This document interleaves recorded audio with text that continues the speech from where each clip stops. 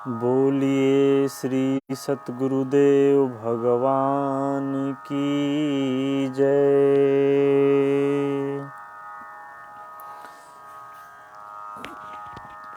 गुरुर्ब्रह्मा गुरुर्विष्णु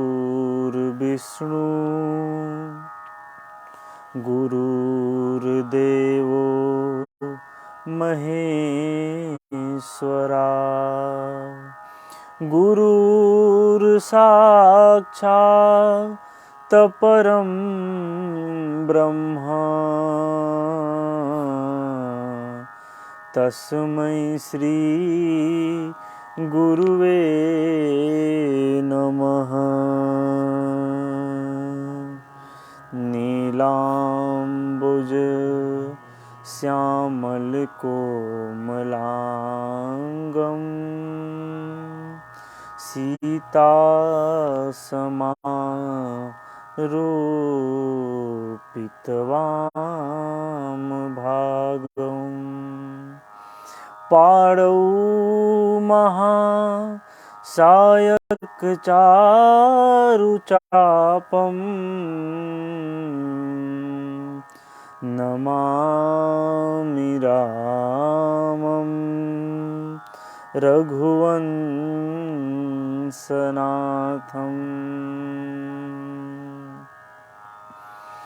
सच्चिदानन्दरूपाय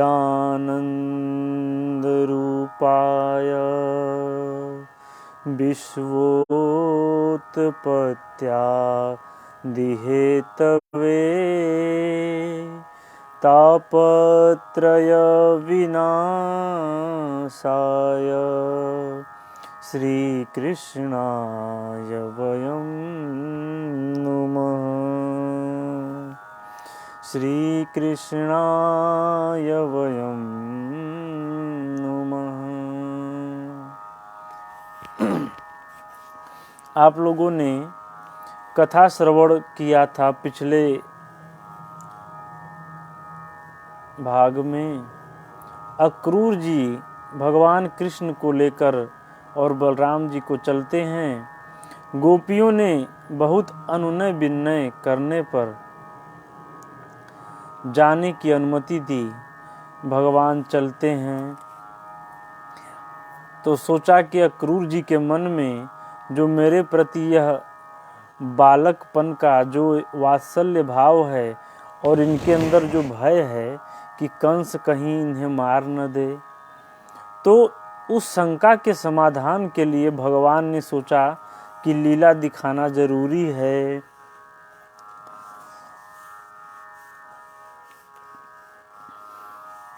यमुना जी के बगल से जा रहे थे।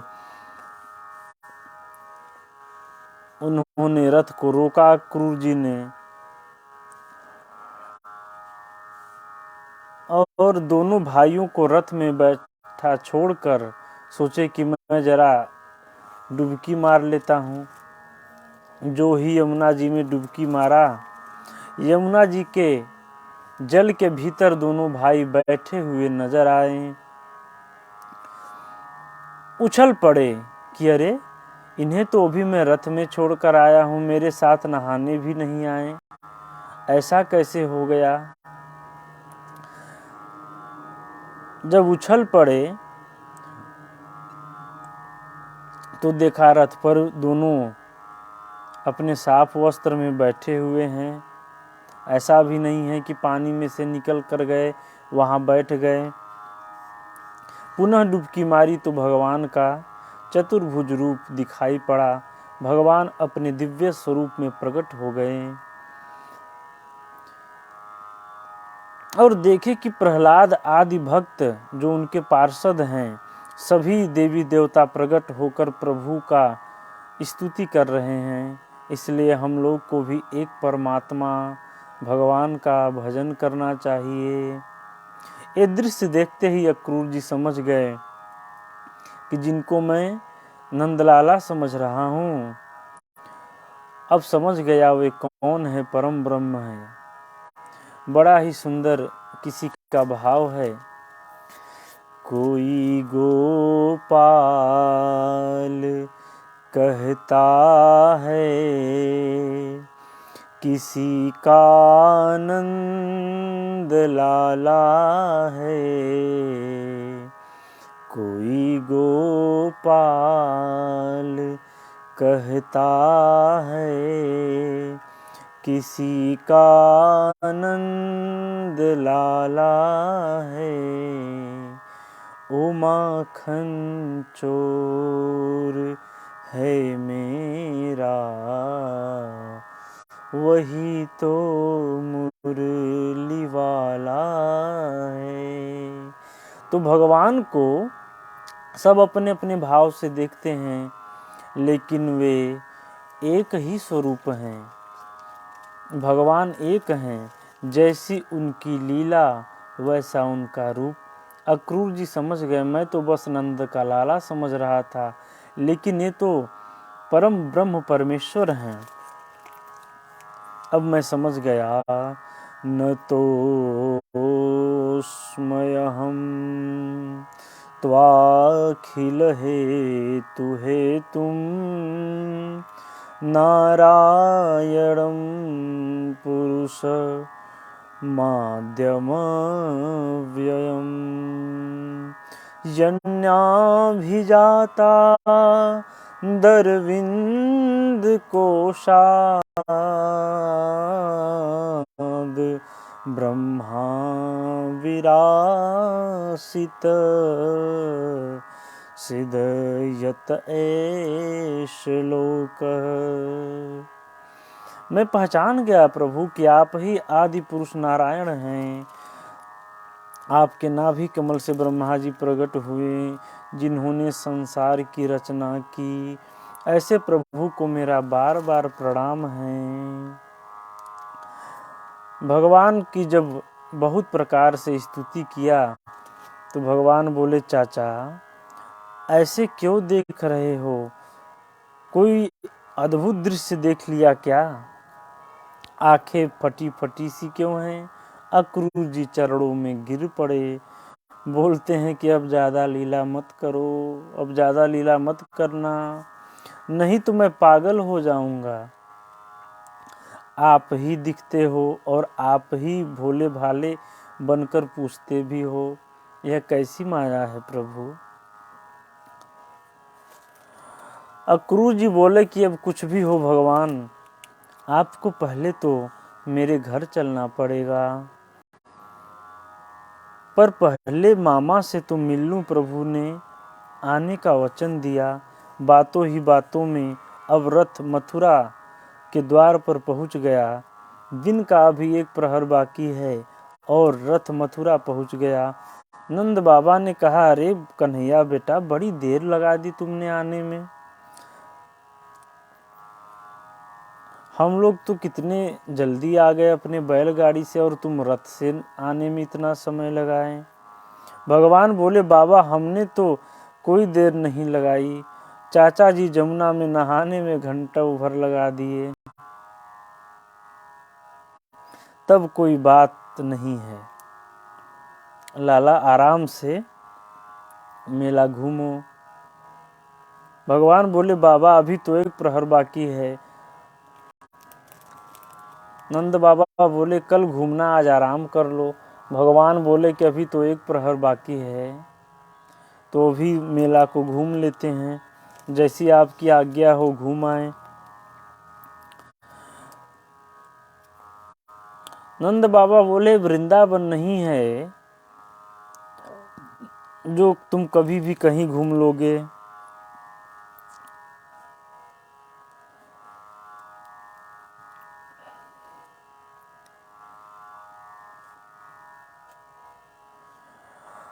वृंदावन में तो जब देखो झगड़ा होता रहता है, तुम्हारा किसी न किसी दैत्य से मुलाकात होता रहता है। दाऊ जी ने कहा कि मैं साथ में हूँ, मैं बड़ा समझदार हूँ, झगड़ा नहीं होने दूंगा। नंद बाबा बोले कि बलराम पर तो भरोसा है, लेकिन कन्हैया तुम पर भरोसा नहीं है। ज़्यादा रात मत करना, ठीक है जाओ घूम लो, लेकिन झगड़ा किसी से मत करना। हाथ पकड़कर दाऊ जी चल दिए भगवान का। सुदामा, श्रीदामा आदि ग्वाला भी आए।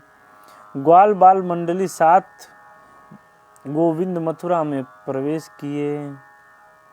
धाये धाम काम सब त्यागी,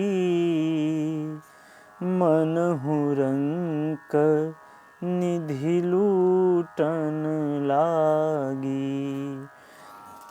जैसे भगवान राम जब मिथिला में पहुँचे थे तो जो दशा था वही दशा आज मथुरा वासियों का हुआ है।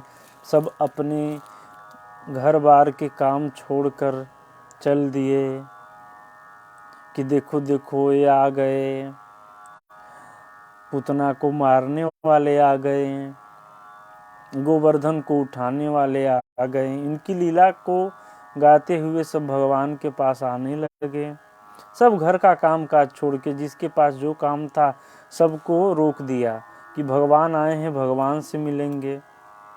सब भगवान नहीं जान रहे हैं, लेकिन उनकी दिव्य छटा को देखकर सबके मन में आभास हो रहा है कि ये कोई साधारण नहीं है।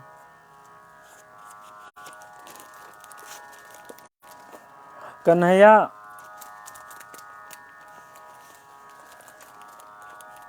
से बोले, जितने भी उनके साथी थे, कि हम लोग थोड़ा सजना संवरना चाहते हैं।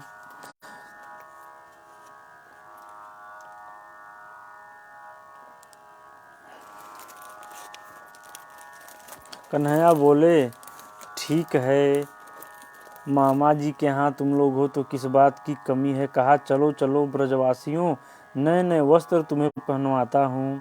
सबको पहले बढ़िया पोशाक चाहिए। आगे बढ़े ही थे कि सामने से कंस का धोबी अहंकार से भरा मूंछों पर ताव देता चला आ रहा था। अधिकारी से ज़्यादा उसके कर्मचारी जो अधीन होते हैं ना, उनको अभिमान होता है, अकड़ कर चलते हैं। वही अकड़ कर आ रहा था।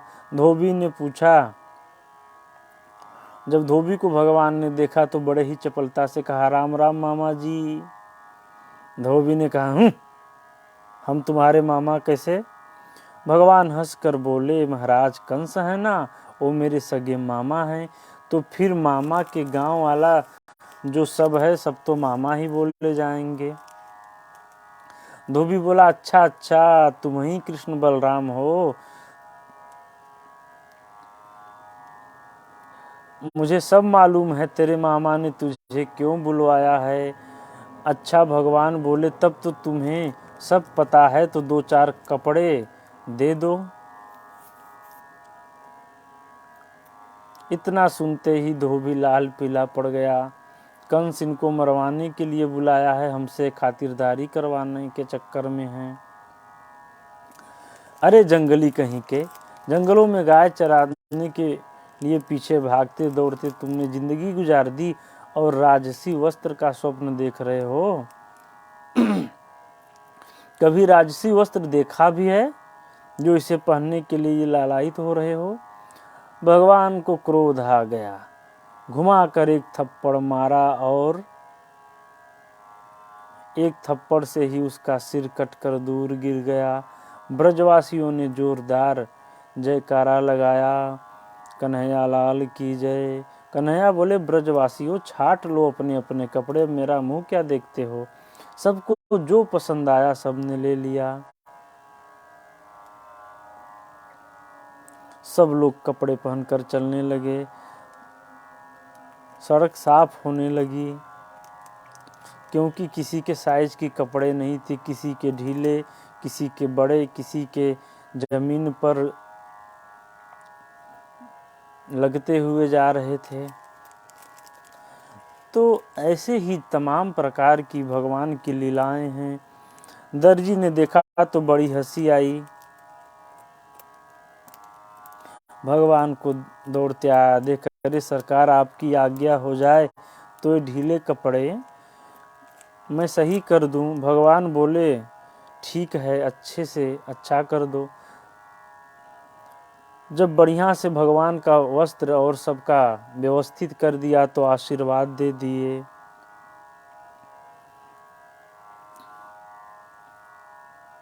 हाथ जोड़कर बोला, भगवान आपकी दया दृष्टि बनी रहे।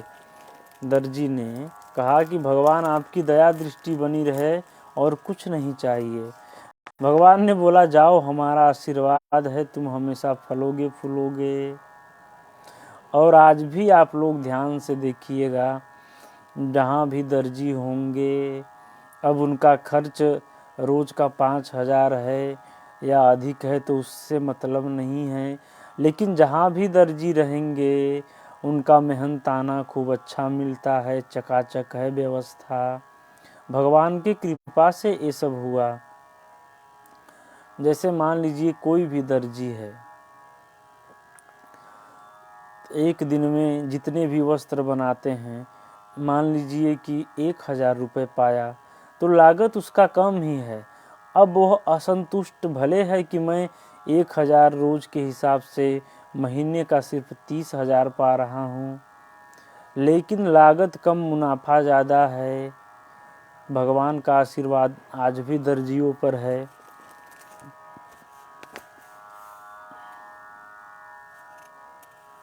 भगवान ब्रजवासियों से बोले, भैया अब कोई कसर तो नहीं बाकी है। ब्रजवासी बोले, आनंद तो बड़ा हो गया, लेकिन मोटी माला का व्यवस्था कर दो।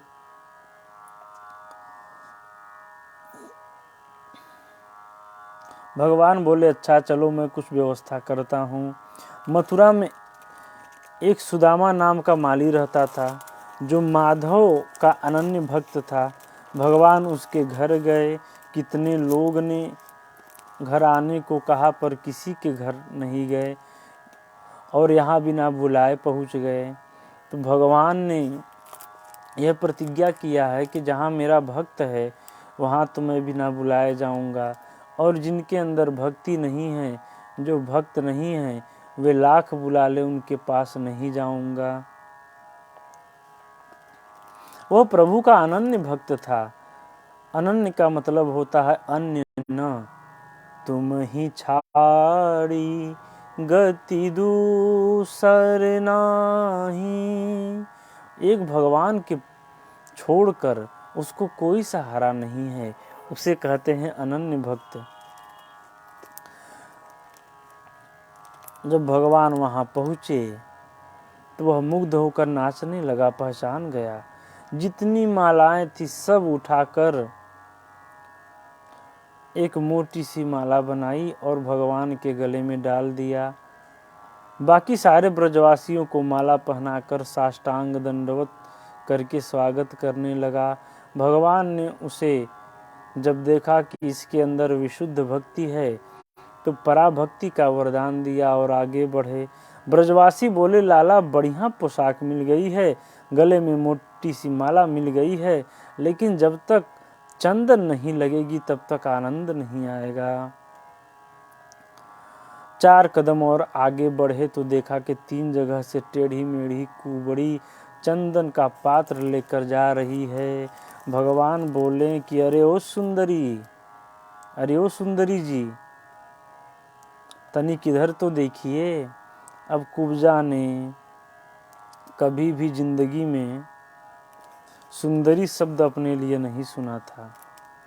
सुंदरी शब्द सुनते ही पीछे मुड़कर आई और ज्यों ही माधव की छटा देखी तो बिल्कुल ही मोहित हो गई।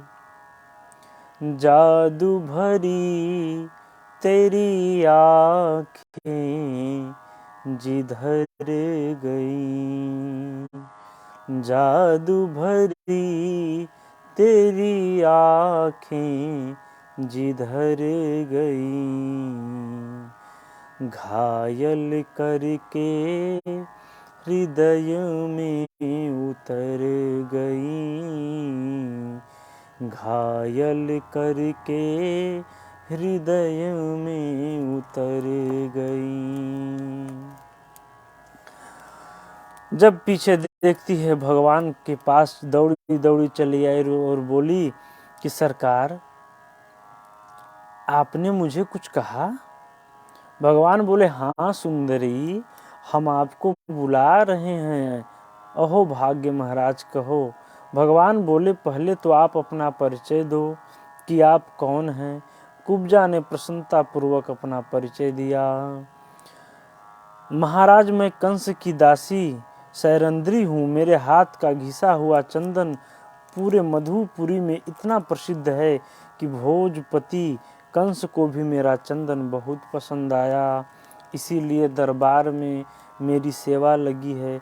भगवान बोले कि कंस तो मेरे सगे मामा हैं, तो वह चंदन आज हमको दे दो जो हमारे मामा को रोज देती हो। कुब्जा बोली, सरकार, ये तो मेरा परम सौभाग्य है कि मेरी चंदन को आप लगाएंगे, आपकी जैसी आज्ञा। भगवान बोले, वाह, तब तो अपने हाथ से लगा दो। अब बेचारी 3 जगह से टेढ़ी अपना शरीर संभाले कि उनको चंदन लगाए, और जो ही चंदन लगाने के लिए हाथ बढ़ाने लगी, हाँ देवी, हाँ देवी, थोड़ा और, थोड़ा और। भगवान के माथे पर चंदन लगाने के लिए अब कुबड़ी जो है कैसे उठ पाएगी। बस हाँ देवी, थोड़ा और, थोड़ा और करते करते करते करते भगवान ने इलाज भी कर दिया। ज्यों उठकर भगवान का स्पर्श उसने किया, चंदन लगाया, तो उसका कुबड़ समाप्त, 3 जगह से टेढ़ापन समाप्त, वो सच में परम सुंदरी हो गई। तो भगवान जो कह देते हैं वह हो जाता है। और सारे पात्र ब्रजवासियों ने थापक थैया चंदन लगा लिया। जो देखते हैं ना, ब्रजवासी होते हैं वृंदावन में, बहुत से ऐसे ब्रजवासी हैं जो पूरा माथे पर चंदन तो लगाएंगे ही, साथ में अपने गाल के पास भी इधर दोनों तरफ चंदन लगाए रहते हैं। अब वो ऐसे चंदन लगाने वाले चंदनानंदी उसमें थे। सारा पात्र खाली हो गया। ब्रजवासी बोले, ये चंदन तो बड़ी तरावट दे रही है, बड़ी खुशबूदार है, बड़ा आनंद आया। इसका तो बेचारी का सारा चंदन समाप्त हो गया, अब दरबार में लेकर क्या जाएगी। दरबार में लेकर जाती तो इसे कितना इनाम मिलता। भगवान बोले, ऐसी बात है तो हम इसे इनाम दे देते हैं। भगवान ने अपने पैर के अंगूठे को अपने श्री चरण के अंगूठे से दबाकर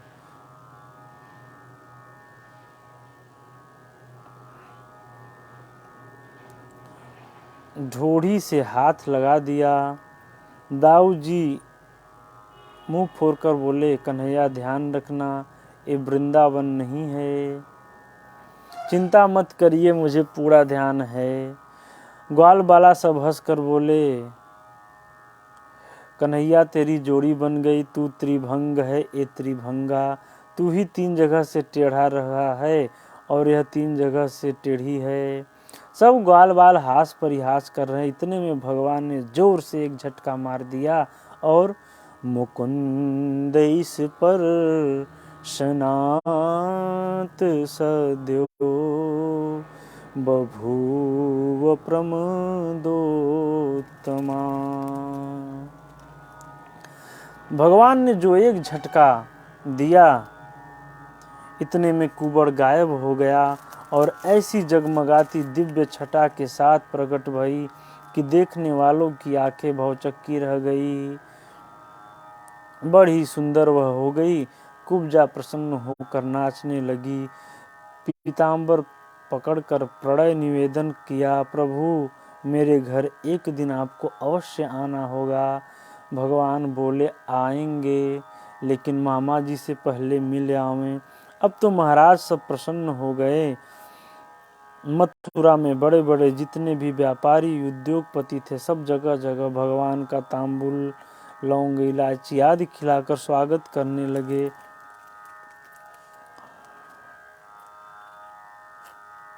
घर में किसी ने नहीं बुलाया, कोई भरोसा, इसलिए सब जगह जगह पर स्वागत सत्कार कर रहे हैं। घर में इसलिए नहीं बुलाएं कि भरोसा थोड़ी है कि सत्ता इसी के हाथ में आए। व्यापारी समझ रहे थे कि अब कंस का सत्ता जाने वाला है, लेकिन रिस्क नहीं लेना चाहते थे, तो बाहर से ही स्वागत कर दिया। भगवान आगे बढ़े, दिव्य सभागार में पहुँचे, जहाँ भगवान परशुराम द्वारा प्रदत्त बहुत विशाल धनुष रखा हुआ था। धनुष को देखते ही कन्हैया ने नजदीक जाकर तोड़ना चाहा। अंगरक्षक हंसने लगे, अभी दूध के दांत नहीं टूटे और तुम कहते हो कि मैं इस धनुष को उठा लूंगा। दाऊ जी ने इशारा में बोला कि लाला इसे उठा के दिखा दे। तुरंत आगे बढ़े, पलक झपकते ही बाएं हाथ से धनुष उठा लिया और जो प्रत्यंचा चढ़ाई, धनुष धड़ाम 2 टुकड़े हो गए और इतना भयंकर कंपन हुआ कि कंस अपने सिंहासन से गिरता गिरता बचा। सैनिक सब मारने दौड़ पड़े। दाऊ जी बोले, लाला आधा टुकड़ा जल्दी फेंक, और धनुष के ही आधे आधे टुकड़े से सैनिकों की खूब पिटाई की। प्राण बचाकर भागे। कंस के पास पहुंचकर बोले, सरकार गजब हो गया, आपके भांजे ने धनुष तोड़ दिया। जो कंस ने सुना धनुष तोड़ दिया तो उसे पक्का विश्वास हो गया कि हमारी भी कोई गारंटी नहीं है, क्योंकि भगवान परशुराम ने कहा था कि जो धनुष को जो कोई तोड़ नहीं सकता, इस धनुष को कोई नहीं तोड़ सकता, और जो इस धनुष को तोड़ देगा वो तुम्हें छोड़ नहीं सकता। इसलिए वचन याद आ गया और बहुत घबरा गया। अब तो कंस का ये हाल है कि उसे हर काली चीज में कृष्ण नजर आते हैं। भोजन करते समय काला जीरा, काला वस्त्र, काले कोई भी सामान को देखे तो डर के मारे फेंक दे। और जब ऐसा भाव किसी के अंदर आता है, भगवान हर जगह दिखने लगते हैं, तो भगवान भी उसके नजदीक बहुत जल्दी पहुंचते हैं। कंस का समय आ गया था। कंस ने अशुभ लक्षण वाले बहुत से स्वप्न देखे, जिसका अर्थ होता है कि मृत्यु निकट है। जैसे तैसे सवेरा हुआ। नंदलाल बोले,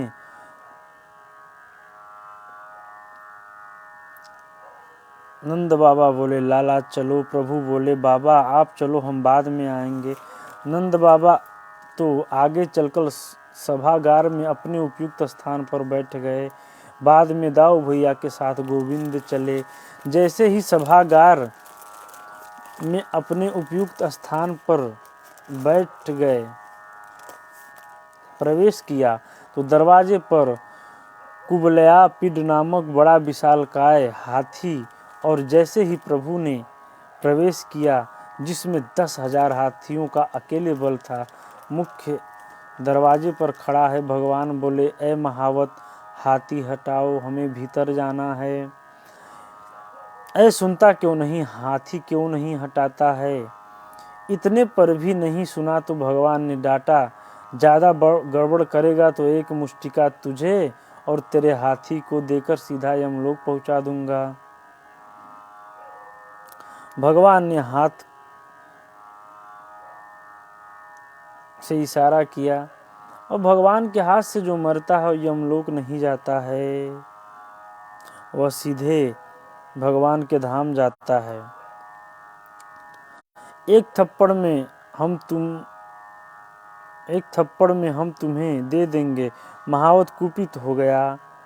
मदांध हाथी खड़ा था, उसमें अंकुश मारकर भगवान की तरफ दौड़ा दिया। भगवान ने भी दौड़कर उसके दोनों लंबे दांतों को पकड़ लिया और जोरदार झटका मारा। हाथी पूरा वेदांती हो गया, अर्थात बिना दांत के हो गया। दाऊ ने बोला, लाला एक मुझे दे दे। दोनों भाइयों ने उछलकर दांत से उसकी पीठ एक कर दी। हाथी महावत दोनों ही मारे गए।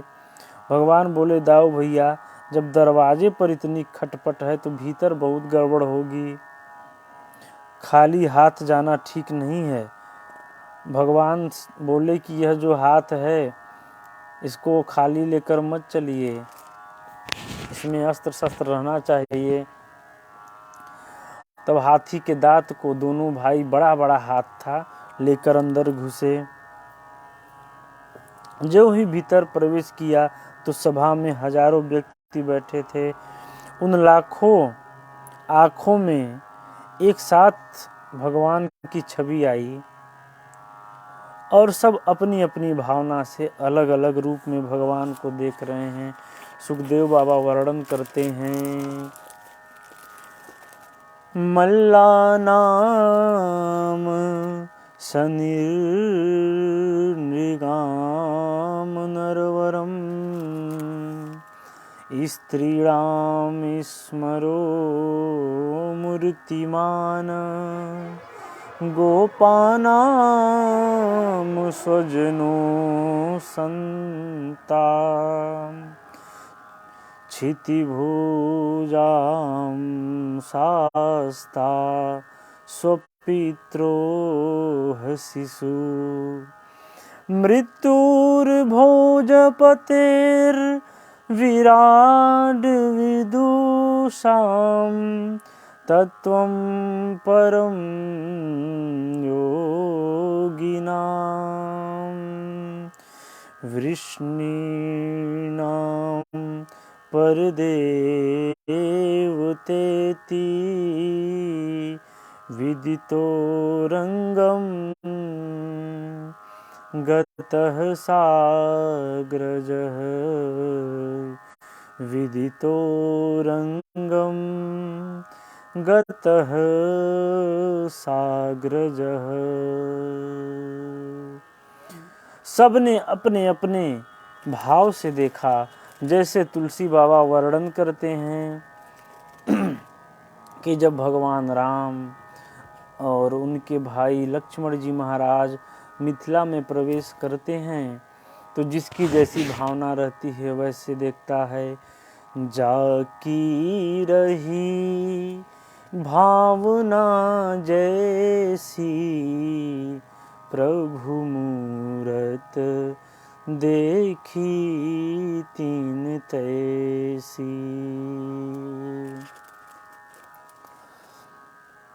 जो दुष्ट प्रकृति के राजा थे उन्होंने भगवान को देखा कि यह हमारे महाशासक हैं, ये वीर रस हैं। कंस ने काल के रूप में देखा और गोपियों का प्रेम अलग था, गोपियों ने प्रेम के रूप में देखा। जो वहाँ पर पहलवान देखे तो उनको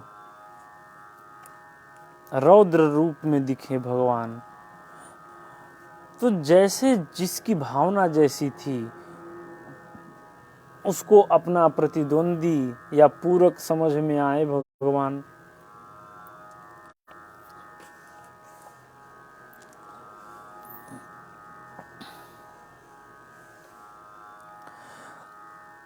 नजरबंद कंस ने किया हुआ था वसुदेव जी को और देवकी जी को कि तुमने अपने बच्चे को बचाने में कसर नहीं छोड़ा, अब देखना तुम्हारी आंखों के सामने मरेंगे। बंधक बनाए बैठा है।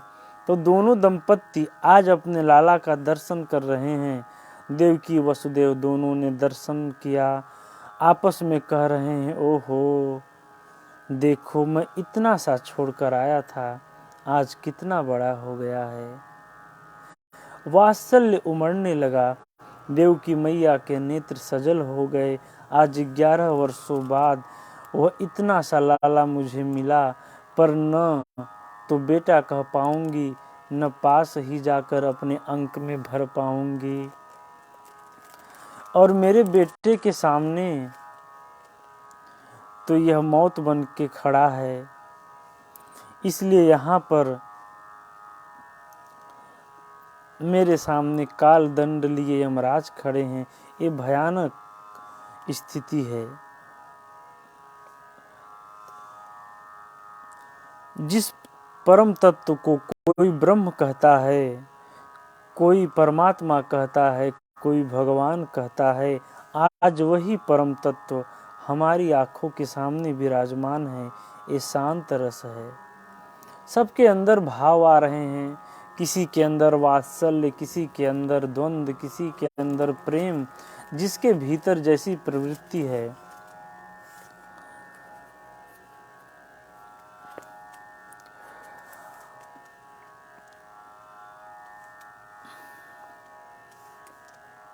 महाराज जब आगे बढ़े भगवान, तो कंस के पास कुछ पहलवान थे। बोले आओ हमसे मल्ल युद्ध करो। भगवान बोले थोड़ी बहुत शर्म है कि बाजार में बेच खाई है। मैं छोटा सा लड़का हूँ और तुम्हारा पहाड़ जैसा शरीर है, तो तुम मेरे जोड़ीदार कैसे हुए? और पहलवानों की युद्ध तो जोड़ीदार में लड़ाई होती है। चारूढ़ हंसने लगा और बोला कि बातें बहुत अच्छी बना लेते हो। अभी कुछ पल पहले तो हाथी का दांत उखाड़ लाए हो। पता है वह हाथी 10,000 हाथियों का बल वाला था। खेल खेल में उसे अनायास ही मार डाला। फिर भी तुम अपने को बच्चा कह रहे हो। मैं जानता हूँ न बालो न किशोरस्त्वम बलश्च बली नाम वरह। इतने बलशाली हाथी को मारने वाला बालक नहीं हो सकता है। इसलिए आओ मुझसे युद्ध करो, मेरे साथ द्वंद्व युद्ध करो। छोटे छोटे ग्वाल बाल दौड़ कर आए। बोले कन्हैया घबराना मत, हम तेरे साथ हैं, जो होगी देखा जाएगा। कन्हैया अखाड़े में कूद पड़े। चारुड़ बोला अरे बलराम, तुम्हारी भी इच्छा हो तो मेरे भैया मुष्टिकासुर के साथ तुम भी आ जाओ। दाऊ बोले वाह, हम भी यही सोच रहे थे कोई जोड़ीदार मिले। तो मामा जी ये दोनों हाथ का बल अब दिखाऊंगा। दाऊ जी मुष्टिकासुर के साथ भिड़ गए। बड़ा भयंकर मल्ल युद्ध अखाड़े में छिड़ गया। पंजे से पंजा, एड़ी से एड़ी बधी हुई है। अद्भुत मल्ल युद्ध चल रहा है। जो देवियां बैठी थी सभी दुखारी हो गई। महापाप हो रहा है, अधर्म हो रहा है। छोटे छोटे बालक और ये पहाड़ जैसे हैं, ये तो अपना पक्ष कमजोर दिखाई दे रहा है। वे सोचती हैं कि हमें मल्लयुद्ध नहीं देखना है, ऐसे लड़ाई को देखने से क्या फायदा।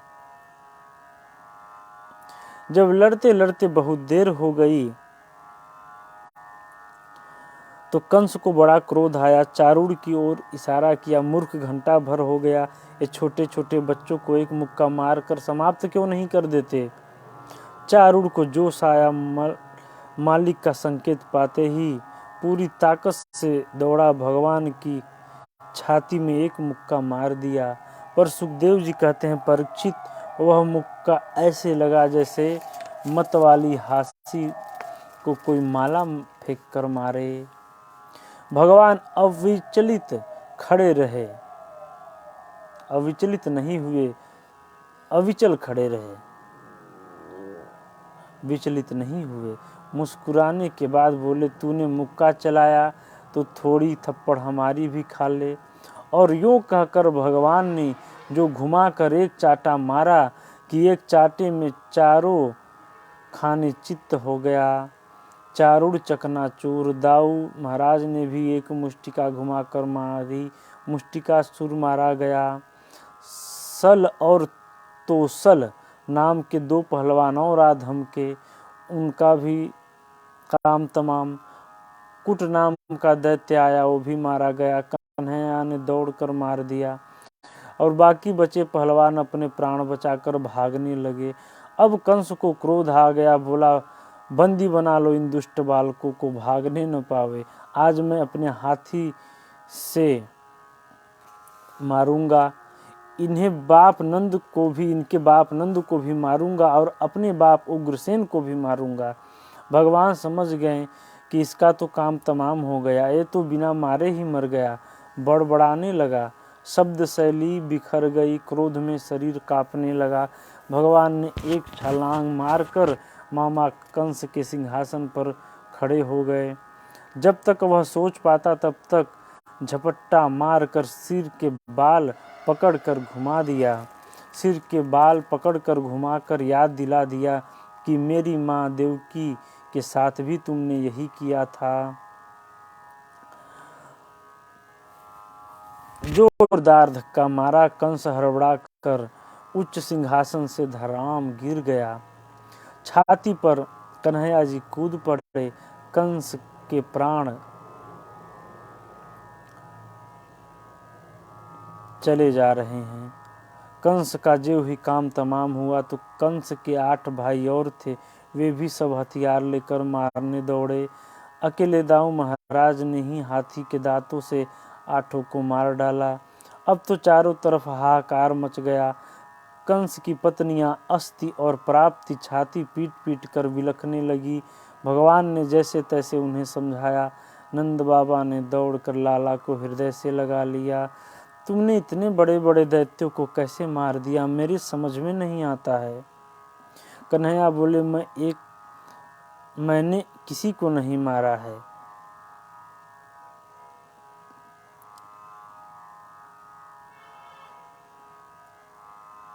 नंद बाबा बोले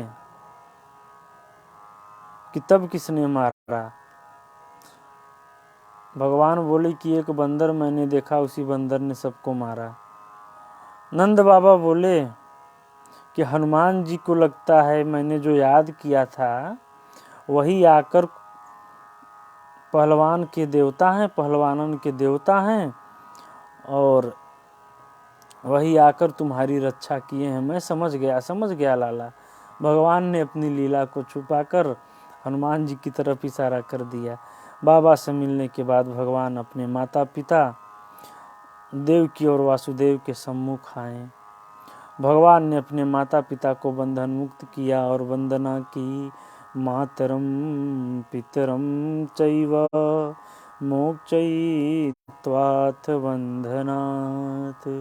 देवकी वसुदेव के मन में बार बार आता है कि ये साक्षात नारायण हैं। हम जिसे इतना छोटा छोड़ कर आए थे, इतना चतुर्भुज भी हमें देखने को मिला था, और अभी अभी चमत्कार भी, इनका चतुर्भुज स्वरूप भी हमने देखा, और अब इनका चमत्कार भी साक्षात देख लिया। कितने बड़े बड़े असुर को चुटकियों में मार दिया। चिंतन कर रहे हैं। भगवान जानकर देवकी वासुदेव ने हाथ जोड़ा। भगवान को लगा ये सब गड़बड़ हो रहा है तो सारा रस भंग हो जाएगा। भगवान ने तुरंत माया फैलाई और मधुर मधुर वाणी से माता पिता की इतनी महिमा गाई कि दोनों दंपति वात्सल्य में उमड़ गए। दोनों के अंदर वात्सल्य भाव आ गया। भगवान कहते हैं, माँ, जो बालक सामर्थ्यवान होकर भी माता पिता की सेवा नहीं करता, वह श्वास लेता हुआ मुर्दे के समान है। मैं इतने वर्षों तक आपसे दूर रहा, अब तो मुझे आपकी सेवा करने का अवसर प्राप्त हुआ है, अब मुझे दीजिए। मातरम पितरम वृद्धम भार्याम साध्वीं सुतं शिशुं गुरुं विप्रं प्रपन्नं च कल्पो मृतः। अब अपने चरणों की सेवा का सौभाग्य दे। अरे ये तो हमारा वही लाल है। सारी भगवत्ता भूलकर दोनों दंपत्ति ने बालक को हृदय से लगा लिया। तुरंत महाराज उग्रसेन को मथुरा नरेश घोषित कर दिया भगवान ने, और बहुत बार मना करने पर भी जबरदस्ती राजा बना दिया। भगवान कहते हैं, नाना जी, हम यदुवंशी हैं, हम राजा नहीं बन सकते हैं, क्योंकि हमारे पूर्वजों को साप लगा हुआ है यायाति जी के साप से। अतः सिंहासन पर तो आपको ही विराजमान होना है। हम आपके सचिव बनकर आपके साथ रहेंगे। उग्रसेन महाराज को मथुरा नरेश घोषित कर दिया। अब जितने यदुवंशी कंस के डर से इधर उधर भागे थे, उन्हें लगा कि हमारे महाराज फिर सत्ता पर आसीन हो गए, तो अपने अपने घरों को लौट आए। यदुवंशी बेचारे जंगलों में भटक रहे थे, उनकी हड्डी कमजोर हो गई थी, बूढ़े हो गए थे, मुंह में दांत नहीं थे, बाल सफ़ेद हो गए थे, घास खा खा कर गुजारा कर रहे थे। परंतु उन्होंने जब भगवान का दर्शन किया तो सब जवान हो गए, पहलवान हो गए। भगवान के दर्शन मात्र से यह चमत्कार हुआ। अब भगवान एकांत में नंद बाबा के पास आए और विभिन्न वस्त्रालंकारों से सुशोभित कर कर बोले, अब आज्ञा मिल जाए तो कुछ दिन मथुरा में रहकर अपने जन्म देने वाले माता पिता का कुछ दिन और यदुवंशियों का सेवा कर लूं। कंस के मर जाने के बाद अब कंस के ससुर जरासंध बदला लेने जरूर आएगा, तो ये मथुरावासी असुरक्षित हैं। आप आज्ञा करो तो कुछ दिन और इनके बीच रहूं और फिर मैं आ जाऊंगा सबको सुख प्रदान करके। नंद बाबा गोविंद के भाव को जान गए। वसुदेव जी के पास आकर सारे रहस्यों को जानने के बाद दोनों बालकों को वसुदेव के हाथ में सौंप कर ब्रजवासियों के साथ वृंदावन पधारे। यहाँ एक और नंद बाबा को गोविंद के वियोग का दुख संताप बना सता रहा था, वही दूसरी ओर देवकी वसुदेव प्रभु से मिलकर निहाल हो रहे थे। देवकी मैया के तो आनंद का पारावार नहीं। वसुदेव जी सबसे पहले अपने कुल पुरोहित गर्गाचार्य जी को बुलाकर कहा कि अब शीघ्रता से बालकों का यज्ञोपवीत कीजिए, अभी तक बच्चों का जनेऊ नहीं हुआ, कृपया इन्हें गायत्री मंत्र का दीक्षा करो। सो तुरंत गर्गाचार्य जी ने यज्ञोपवीत संपन्न कराया।